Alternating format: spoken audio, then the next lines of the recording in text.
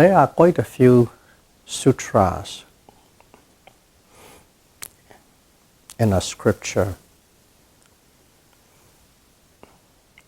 which indicates or which explains or point out how rare or how difficult to become a human being. Okay. A few sutras. It's very, very difficult or rare to have a human existence. Even in one of the sutta, the examples given is from, let's say there's a big ocean. One side of the ocean, we drop what you call the buoy, B-O-U-Y. We drop a buoy so that we can understand. It's a little floating device with a hole in the middle that you can save yourself when you are in the water, not to be drowned. You throw it from one side, that buoy. And another opposite side of the ocean, there's a big tortoise. That tortoise is blind, the blind tortoise. It just came into the water. And that tortoise goes deep into the ocean and only comes up once in 100 years. It comes up once in 100 years. And there's a boy floating in this big ocean. And the way it said was, the chances of getting a human existence is more difficult than the tortoise what comes up once in 100 years to the surface of the water and goes right into that buoy. Okay, so we can see what the probability is so slim. That blind tortoise from one side of the ocean comes up once in 100 years, and then his heads will go into that buoy, which is dropped from the opposite side of the ocean. That we can imagine. Okay, it's even beyond our imagination. Wow, that's the probability is still always there. And to become a human being is even more difficult than that. So that's one of the sutta story, the example given, how difficult to have a human existence. And when we talk about the human existence, okay, we need to know why it is. There's always questions. In fact, it has been questions being brought up to me during these periods. I talk these occasionally here and there. One, it is, if it is so difficult, okay, a few decades back, it's only about 4 billion people. Now we have 7 billion people. They are exploding, human explosion. Yeah, if you only look in that context, it is human beings are just coming up into this world so much. But look at it in a different way. Okay, it's all a perspective. We pick up a little piece of rock in our yard, and then right underneath there are ants. Okay, a colony of ants. How many of them are there? And there are so many colonies in around everywhere. There are hundreds, okay, hundreds of thousands in there. And also, there's another one easy to see is, what is it called? Those little guys, white guys, live in a mountain? Termites. Termites, yeah, they eat woods, termites. Just go to and break a mountain of termites and see the colony of the termites. There are millions just in that one little mountain. Okay. And also another thing is we live in a quite temperate or cold part of the area. The more you go to the tropical areas, the more of these little insects and all different kind of birds and animals and the insects that we have never seen or heard. Okay. So they are there. And look into the ocean. So many fishes around there. Just imagine what are their numbers.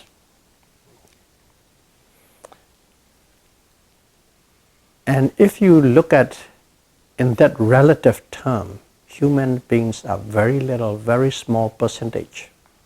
Okay, just we are only look at the animals and birds and insects. That's all that we are looking at. But let's look at it in a different way. Let's look at it in a different way. Yeah, we have a body. Each of us have a body. Okay. This body is, if you look at it, it's to understand it in a different way. And let's say there's a car factory, a big factory, car manufacturing factory, or a steel factory. Okay, that big factory there. In that big factory, all of these systems are going on. All the different people from different departments, a couple of 100,000 people are working in that one big factory. There are so many. There's a clerk, there's a management, there's an iron worker or electrician or carpenters, or all these things. Hundreds of thousands in one factory. Just like that, okay? Look at our body. Our body just like a factory. Okay? Because inside your body, there are so many germs and bacteria are living there and dwelling there. Since you were born, they are there. Don't think they come in later part. The moment you were born, these germs and bacteria and all these, okay, germs and bacteria, living creatures are in your body. And there's not in 100,000, they are in about millions and millions and millions of these germs and bacteria and are in there. I don't have much English vocabulary other than those two. And these are, they are working in their own department according to their needs and according to their functions. They each work. They are bad guys, they are good guys, they are slouch, they are dormant, they are active, all these things. Just in one body, which is a human body, there are millions and millions of living beings in there. And they are all doing their own job. And these all together sustain and this factory happen. If one broke down, one system broke down, one rebel, one really go into chaos, this one body will be effective. Okay, illness, sickness, disease, rashes, and so on. They have to walk in there. It is just like 200,000-300,000 of steel workers making a one factory. Just like that, there's millions of these little beings are in that body, working their own things to maintain this one, what we call me, one body. So if you look at it in that way, imagine how small a percentage of this human beings, what we call 7 billion is. These are all living beings. Living beings are what? In general, living beings are, they have some sort of a form from the physical phenomenon. Okay? Physical phenomenon, a form. Physical phenomenon, and also it has one of the tiny little pieces of the mental phenomenon. When these physical phenomena and mental phenomena answer a right set of complex conditions, a living being becomes. But all these conditions has to be met, living beings become. So the point we are making is how small a percentage of human beings are compared to all these things. We are only thinking about what? Birds, animals, insects, germs, and bacteria, and fishes, and all sea creatures. So small. Now let's go farther than that. We are only thinking about in a human, okay, in our human capacity, what we can see, what we can feel, what we can touch, and what the science has discovered and tell us what it exists. According to the Buddhist scriptures, human realm or human existence is not the only one. Okay? These kind of divisions, they are major divisions or major existent, life existent. There are 31 of them. 31 existent. 31 is the major. Under that each one there are branches, so many branches. We won't talk about branches, just the 31. And these 31s are divided into three major divisions. And let's call it 4. One division is, they call it apaya. Apaya is the existence where suffering is constant. Suffering is constant. Okay?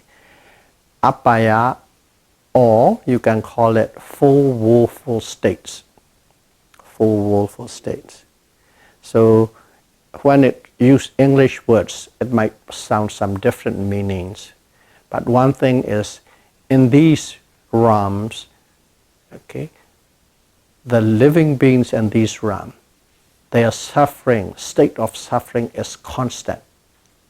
State of suffering in an intense level is intense.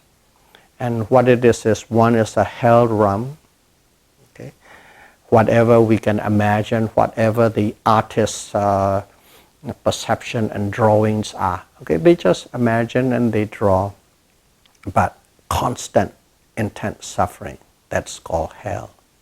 And also animals and bugs and insects. Okay? Animal realms. And then there's a called hungry ghost realm, a realm in which there is a constant state of lack of anything for your existence, always in lacking. And then demonic realm. Demonic realms are also, they are always in a state of anger. Okay? Anger, suffering with anger, but they have a certain level of power to inflict others. So these 4 are called 4 woeful states, and there it's always in a state of suffering and not desirable. That is different from human. Different from human. And then there's a human realm. Okay, human realm. So human realm, you can see it's in the same coexistence in the plane of birds and animals and insects. Okay, that's why we can see them, feel them, touch them. And other realms are their construction of the material. Okay, material construction of the so-called body is not within the fabric so that our humankind eyes can see. They are in a lot smaller one. As an example is simply a simple explanation. At night we can't see. Okay, now with the technology we buy a night vision and we can see it. And the same thing. These are in a state, the lights and the fabric, the composition, the density is in such a different phase we cannot see with our eyes. As we cannot see with our eyes, most of the humans, they say, oh, it doesn't exist. But it does exist. With technology, we can detect something, and in the same way, if human being develops mental power, okay, samadhi, concentration, jhanic power, okay, you can touch these, you can see these realms. So that is the 4 woeful state, and the number 5 is human. Okay. So they are altogether 5. And after human, there are called 6 Deva Ram. Deva Rams, or celestial beings, or angels. You can call any way you like it. Okay?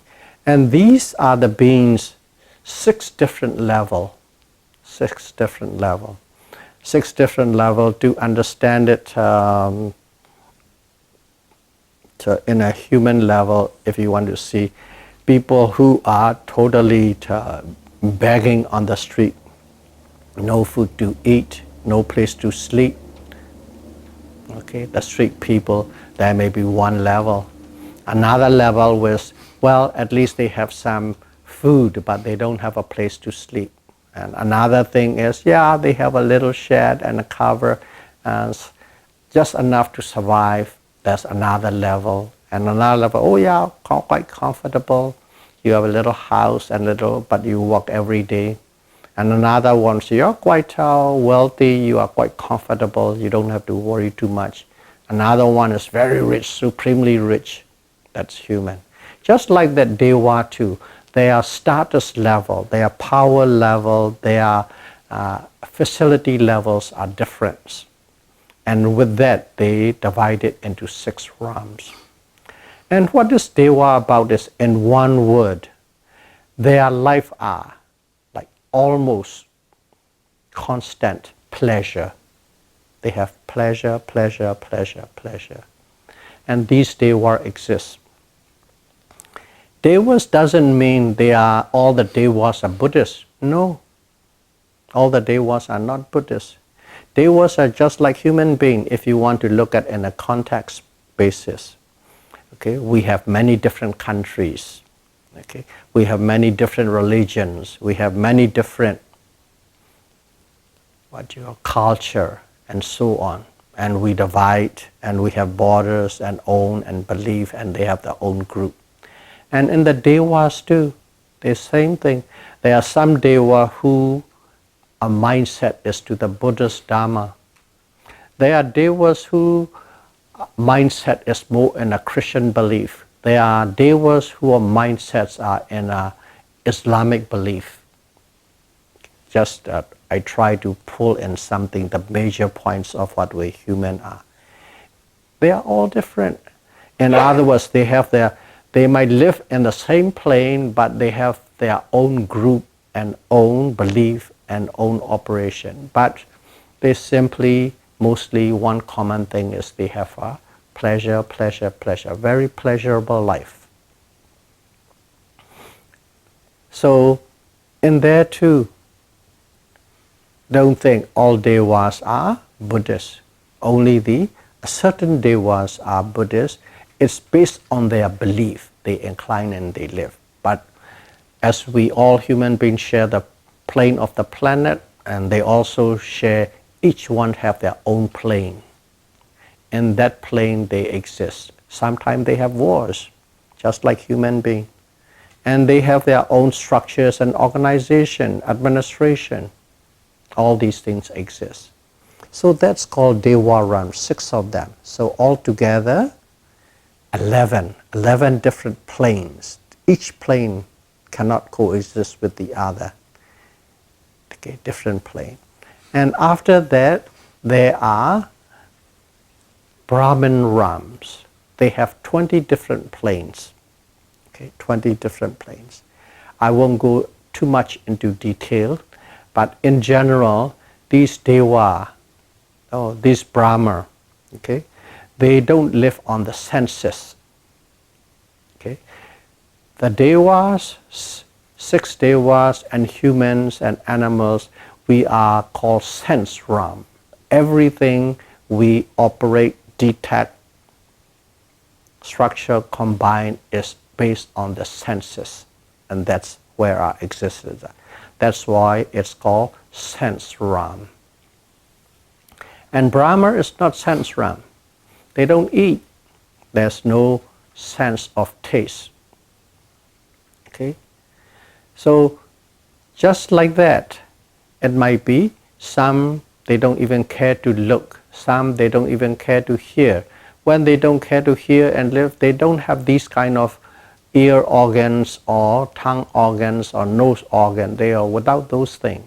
But they live in a bliss, in a state of bliss, piti. That's their food. They don't consume food. And even Brahma, you can divide many things, but one thing that is quite different from the rest of the group is need mentioning.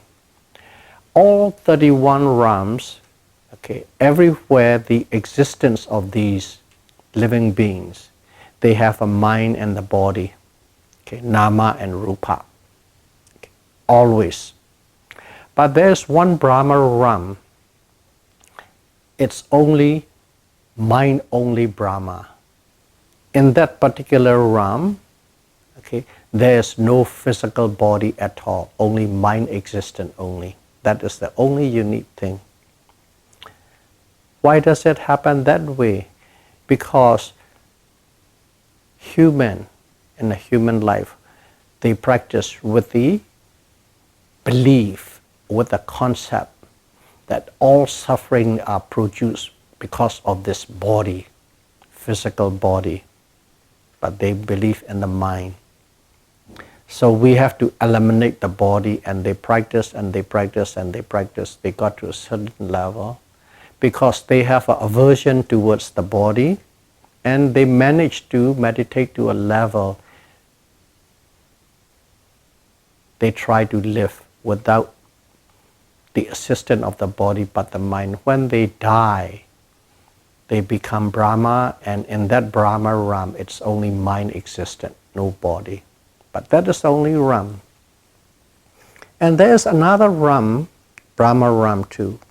In here, the difference from there is these, okay, again, it all starts from human being. Human being, you practice. The way you practice is, this mind is the one that gives us suffering. All this suffering that are produced by the mind. So you eliminate the mind. They practice in such a way with full aversion towards the mind because it produces suffering. And they attain great jhanas, and when they die, what happened? They were born in a Brahma realm in which there is no mind but only the body. So it will be quite difficult for us to comprehend. But I'll give one point from the sutra which can give some sort of a light into it. What it is we call it jiva. Okay, jiva. Jivas means life. Whenever we say life, there is two things. Okay, the body and the mind. The body and the mind. Life or life force, that is in general, that's how we termed it, life force. But in there underneath is body and mind. And what the body is, the body has its own life force, okay, physical life force. Okay, just imagine this body, and in this body there are a certain, okay, operation. Just think only purely on a physical level. A certain DNA, a certain temperature, a certain pressure, all these things had to be in perfectly in sync working. This whole body has to be working.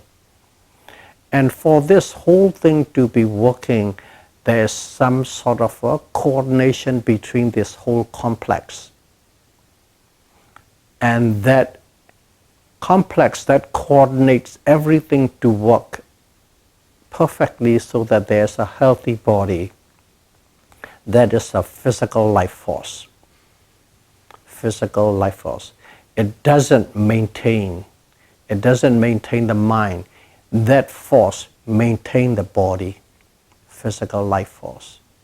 And at the same time too, there's a jiva. This one is the mind. Okay, so there is a life force containing to the mind. There's a 11th side force that coordinates and operates the consciousness as well as all mental factors working in perfect unison. They contain and they maintain it. That is called mental life force, Jiva. So there are two different life force. So when these kind of a thing, let's say only the form only Ram, Brahma Ram, form only Brahma, so this mind is eliminated with sheer willpower, but there's a form, there is a certain kind of form exists. I don't know how it looks like or what it looks like, but that life force or that form has that physical life force maintaining it. That's how it goes. And the same goes true for the mind only Ram. So these are, I'm trying to put just a general knowledge, try to put it in so that we could understand wider and bigger. And again too, that to the best of my ability and understanding.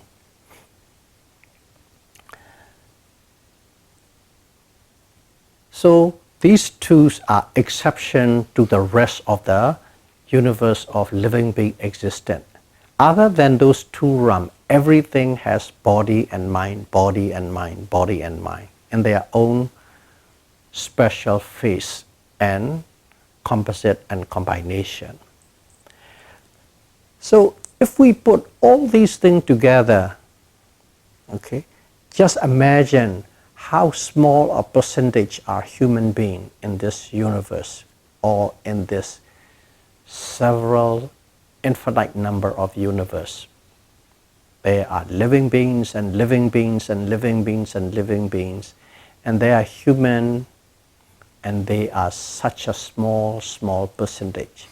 So if you look at in that context, you can understand it is easier for a blind tortoise from the other side of the ocean coming up once in 100 years and then pops right into that buoy thrown from the other side of the ocean.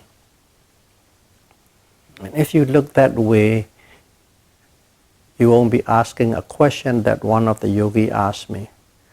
There's a human explosion. No, human life is very easy to get. But you have to look from the different point of view.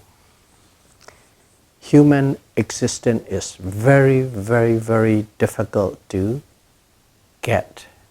That's in the scripture, that's what the Buddha taught. So in here we become a human being. This existence is very rare and very difficult to get. Okay? To go to the heavenly realms, Deva realms, you have to climb from the human existence. To get to the Brahman realms, you have to climb from the human existence. And also you can drop down to the woeful states.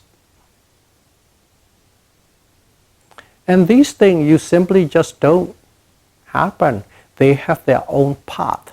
According to their path, it takes it. What does it mean by they have their own path? Okay? Something that we very clearly understood is what? Eightfold Noble Path. Eightfold Noble Path is the path. Where does it take?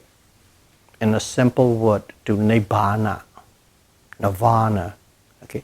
If you want to attain Nirvana, you have to take that Eightfold Noble Path. There's no other path. And in the same way, all these realms have their own path. If you want to go to Brahmanic realm, Brahma realm, okay, the path is through jhanic absorption. Meditation absorption, you go into that deep meditative states of various degree. Okay? In the earlier explanation, you already know there are 9th jhanic level. And also, when you are practicing on the jhanic level, you are practicing with a certain concept, a certain belief. Based on that concept and belief, you are reborn in there. So the path to the Brahmanic Brahma Ram is through meditation, concentration meditation, okay? Absorption, jhanic meditation. That is the path to the Brahma Ram. And to the full willful state. Full willful state is they also have their own path. And their own path is, okay, of course, we know Eightfold Noble Path. Okay, if we look at it quite easily, to have a right view, okay, samadhi, to the path to the full willful state, you have a miccha deity, the wrong view. Okay, and that they have to have a wrong view to get there, and also wrong thought, wrong view and wrong thought, and also they have the wrong speech, wrong deed, and wrong livelihood.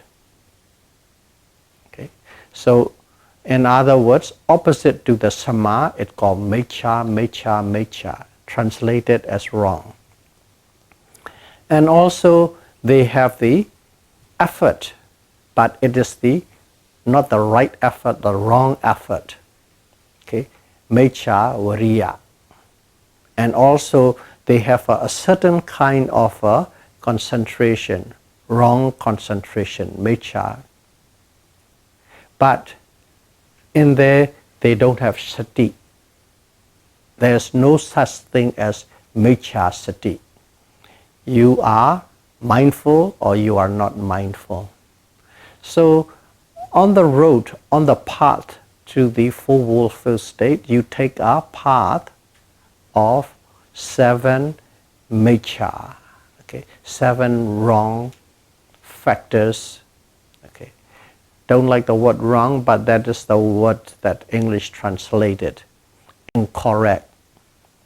But if you walk on that path, you will go to the full will state. If you meditate, okay, into jhanic state, you will go, that path or that road will take you to the Brahma Ram. And if you take the Eightfold Noble Path, it will take you to Nirvana. And also to Deva. And where does this all go from? You can climb up. Okay? Climbing up is always from the human existence.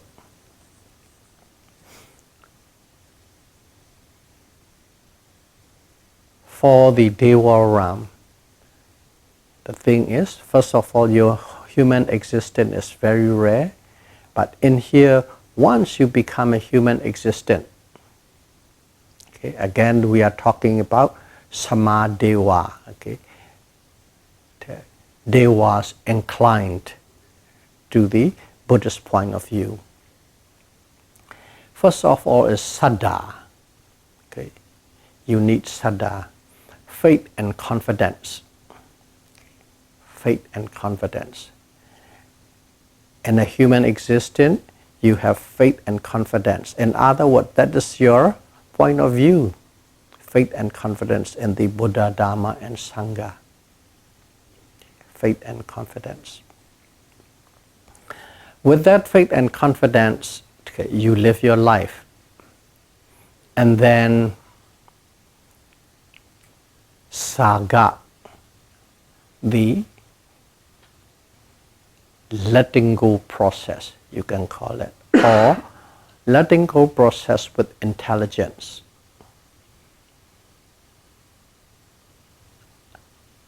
And sila. Sila is morality. And the next one is sutta.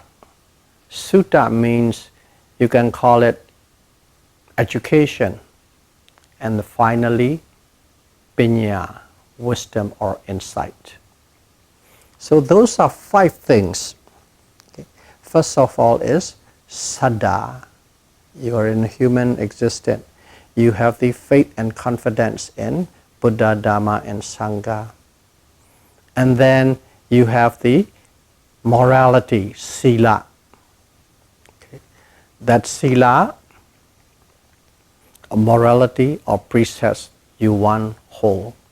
In morality, there are, you can call it, just for this, at the basic level, there are two types of morality. One is the morality that we take as a precept, 5 precepts, 8 precepts, okay, these kind of precepts. These precepts are you refrain or you restrain not doing things. Okay? Not doing things. Not doing the wrong things or not doing things that hurts and harms other people. That is the refrain or restraint. That's sila. That sila is also called as samadhana. Sama is correct, dana is charity, giving. Samadhana. Sila is called samadhana. Which sila? The one that we refrain and restrain not doing unwholesome thing. Why is it samadhana? How are you giving? But it's said not only giving, it is correct giving, proper giving. The reason it is when you observe these precepts, okay, you are not hurting anybody, you are not harming anybody. In other words, because of you, nobody will be miserable. Because of you, everybody around you will be happy and in peace. Without you actually doing it, just by reframing, you created the happiness and peace and harmony around you, which means for others. In other words, you are giving happiness and peace to the others. Even though you are not giving happiness and peace, just by reframing, that is the effect. So in other words, that restraint or reframing, not doing hurtful and harmful thing, is you are giving peace and happiness to the other. Giving. You actually give. That gift is the true gift. That's why it's called correct. Okay? Sama, dana, giving.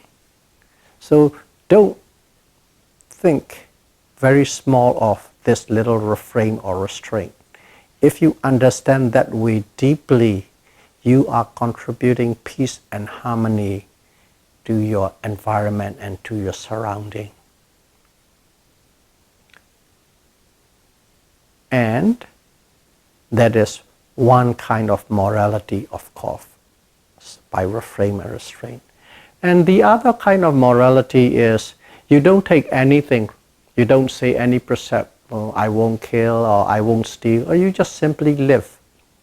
You just simply live. But while you are living in our life, we always come across many things face to face with. There's a choice to do or not to do or not to do. If you do this, it will hurt somebody, it will harm somebody.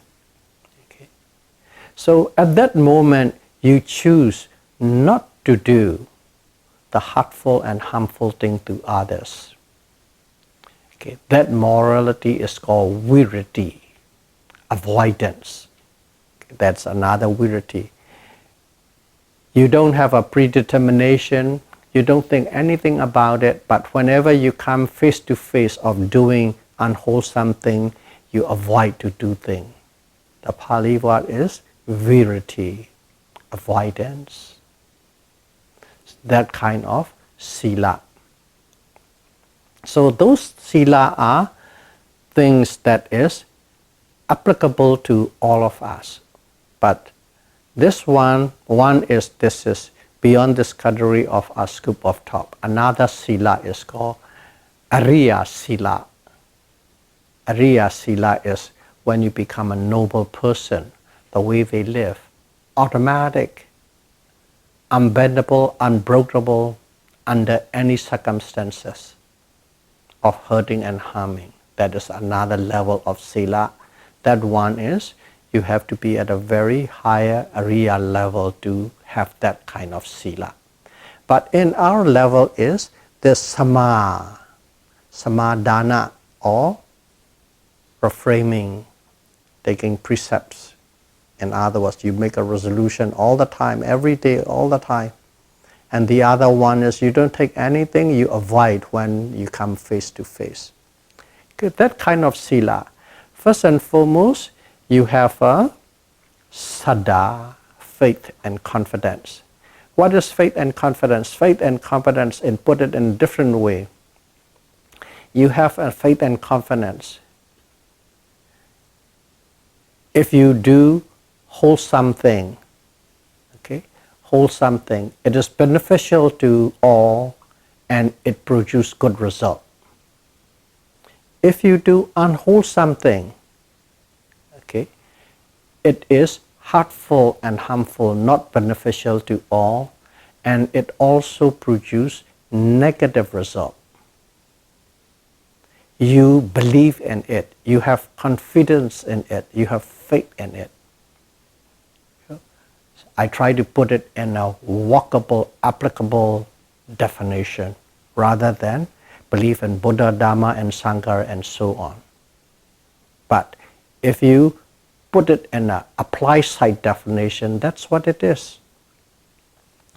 You truly believe if you do hold something, it is beneficial to whatever it comes in touch with it, and also it produces good result to yourself and to others. And if you do unhold something, it creates chaos, problems and troubles, not beneficial to all, and it produces negative result. Having faith in that applied definition is saddha. And then now sila, two types. Reframing and avoiding. And then after that, sutta. The word is called sutta. Sutta literally translated hearing, basically. In other words, education. Listening and hearing the Dhamma talk, that's sutta. Reading books, sutta. Getting more information, collecting more information, sutta. In general, what's about? What is truly right and what is truly wrong? And how would you say truly right and truly wrong with the definition? Hurting and harming is wrong. Not hurting and not harming any living beings is right. Let's go right to the nail. Put the nail right into the wall rather than arm waving. It's with precision. That is, about those things you listen, about those things you discuss, about those things you read and expand your knowledge and intelligence in that level. That is sutta. So we have a saddha, faith and confidence. We have sila, morality, and we have sutta. We are collecting more and more understanding about this. Simply right and wrong.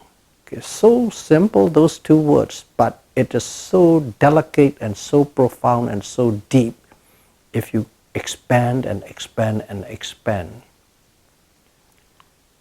at the level of the mind, at the level of the moment of the mind.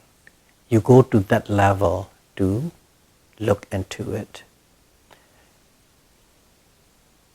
And the next one is called saga. Saga. Saga is how you operate, how you expand, how you spend, how you manage what you have. That is the the closest I can put into. To put into context is, in our life we all have family, we come and we grow, we have education and we work. Okay, what do we work for? What? To crudely put it, for money. Okay, we work for money, we have money, with the money we have property, all the materials, wealth, houses, cars, and so on and so on. And also you have status, job, fame, power that comes along with that job, a certain degree of power, whatever that job is. All these things, because this is the part of our life, of human race. That's what we do. We're born, we grow, we educate, we work, we have family, and we acquire. So we have all these material wealth, all these powerful powers and fame, and we have wives, families, sons, daughters, grandpa, grandma, all the families, and we have friends, and we have neighbors, society we live in.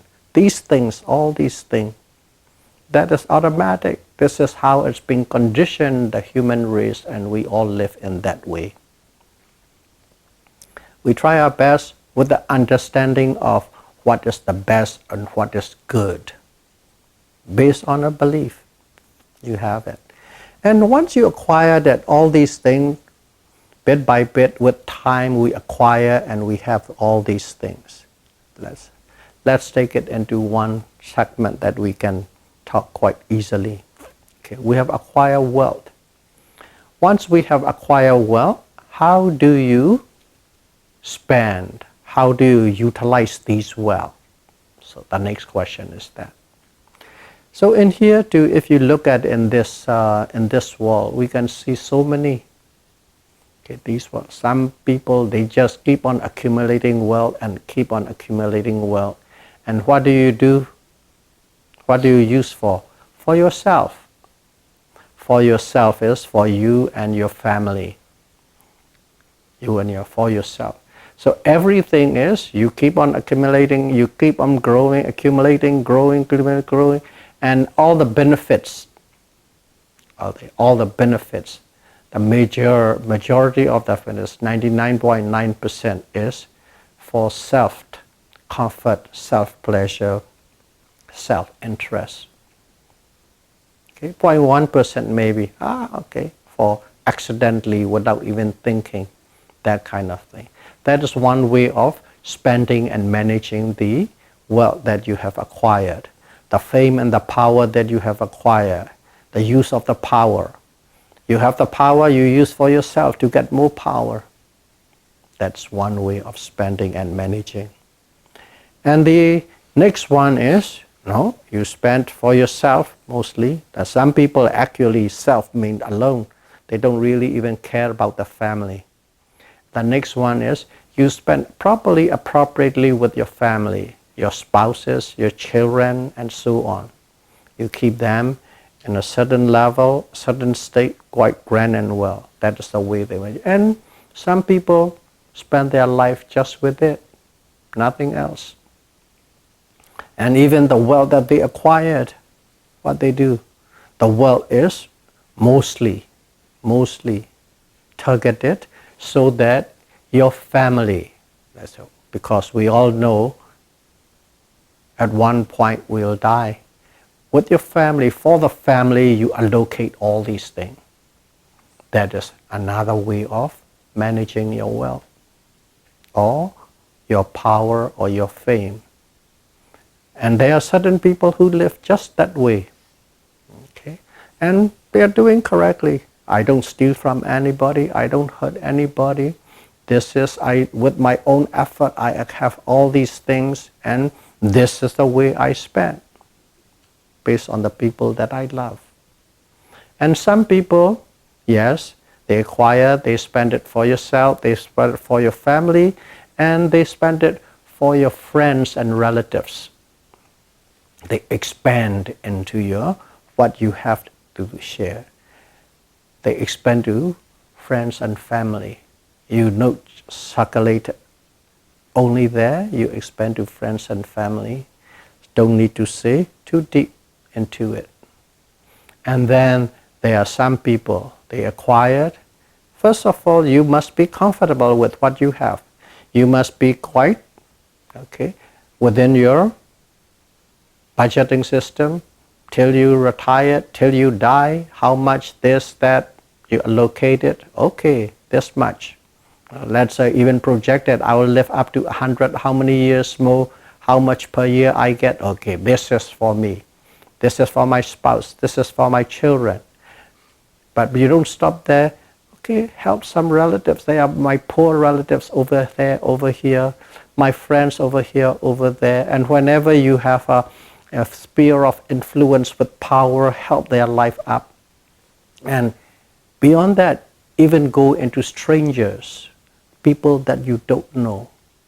You manage your wealth and you spread your wealth to these people, and so that you can uplift their life. Okay? Uplift their life, ease their suffering. For this purpose, you manage. So management, management of what you have.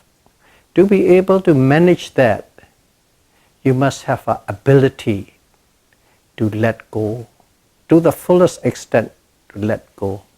And some people, they might be billionaire, all that they are thinking about is just themselves. Some people who are billionaire, they are giving everything away.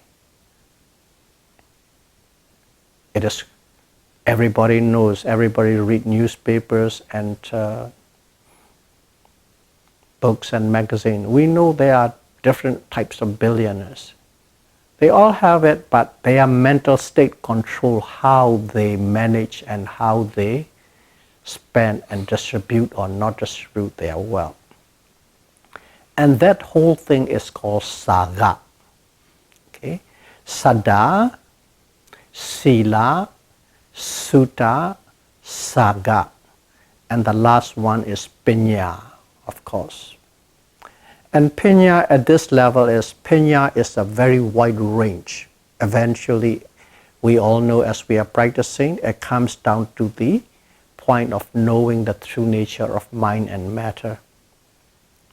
But in here, at the family level, we are talking about Pinya is wisdom. To know the right and the wrong. Wisdom to exercise loving kindness and compassion. Wisdom to exercise mudita, rejoicing. Wisdom to exercise equanimity when you can't do anything anymore. That is the family level wisdom, not go into the Nama and Rupa, the knowledge of Nama and Rupa. So these are the 5 Dhammas Buddha gave in one sutra. One is called Saddha, faith and confidence. Another one is Sila, 2 types of Sila. Reframing and avoiding. And the third one is Sutta, collect information, some that is useful. For your life, for your family, to live a proper life, the best that you can. Sutta. And then Saga. Once you have acquired and established a certain thing, how to manage your life and how to manage things that you have acquired. Proper management. And then finally, Pinya or wisdom. The wisdom to be able to do all these things properly, appropriately, the best that you can. These 5 Dhammas, Saddha, Sila, Sutta, Saga, and Pinya. These 5 Dhammas will, 1, take you to the Devaram. it will take you to Deva Ram. In other words, if you die, you will be reborn in the celestial realm, based on your volition, of course. And also, these 5 Dhamma are also said. It will maintain, okay, it will maintain a person not to fall into the full woeful state. Okay, it will maintain not to fall into the full woeful state. In other words, constant state of suffering, those 4 realms. If one exercise and practice these 5 Dhamma, they will not fall into the full woeful state. And also, they will be reborn in the Deva Ram. Okay, and in here, the Buddhism is mind-centered. What your mind inclined, where your mind directed, where your belief, view directed, that's where you are going. And in here, you're a human being, you are practicing these on a family level, and is your mind is inclined towards the Deva Ram? That's a question. So to answer that question, there's one piece of information coming out of the sutra. Of course, this is in the Deva Samadeva. In other words, Buddhist lifestyle inclined celestial being. And in there it said, when the Devas, okay, they born, they live constantly without aging, and just before they die, they are beings of light. That's another, Deva means brightness. Light, beings of light. And their lights is shining and bright, and when they are about to die, in a very short period, that light become dimmer and dimmer and dimmer. And then suddenly, ploop, gone. Nothing left. When you're born to, poof, automatically comes in. That's what I understood from the scripture about Deva Ram. So when the lights become dim, okay, the Deva also, they have friends. They have their own little group, and they have their own buddy system and stuff like that. And these Buddhist inclined Devas, when one is about to die, and they said, okay, wish for a better existence, wish for a better existence.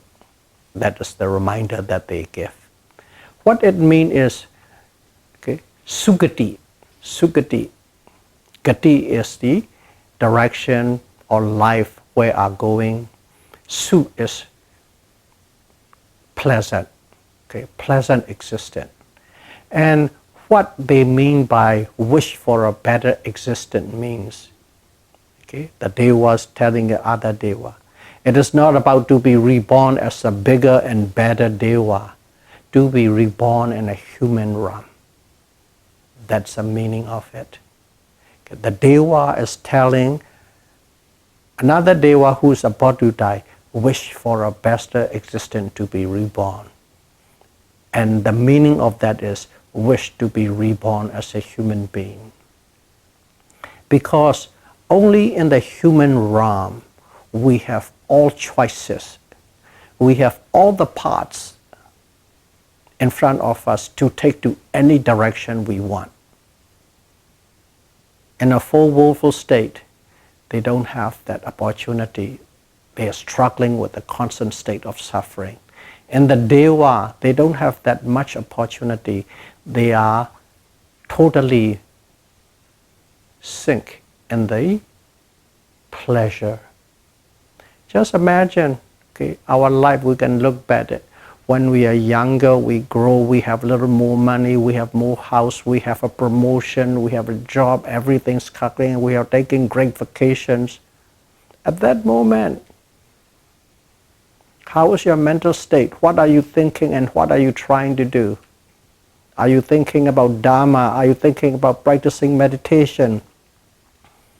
Are you thinking about releasing all form of suffering? No, floop. They are not even in your dream, not even in my dream. That is how we are. That's why human realm is the most precious existence to be reborn as a human being. You have all the choices right in front of you, and all the paths taking to many different existences are right in front of you, and you have the power to choose, execute, and you can actually arrive there. Of course, as a Buddhist perspective, the final destination that we want is Nibbana, Nirvana. So that's why human existence is very difficult to get, and also it is a very precious existence to attain, because in this life, in this realm, we can create the essence of the existence, the essence of living to the highest level. So may all of you be able to practice these 5 dhammas if you are content with simply deva realms and human existence, and also always wish to be reborn as a human being, which is a mixed bag of pleasure and suffering, which give you both perspective. And if you want to release yourself from all form of suffering, practice Vipassana, and may you be able to attain your goal objective as soon as possible. Sadhu, sadhu, sadhu. Buddham pujami.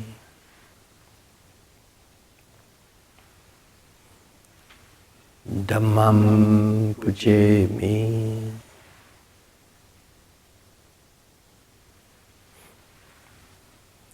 Sangham pujami.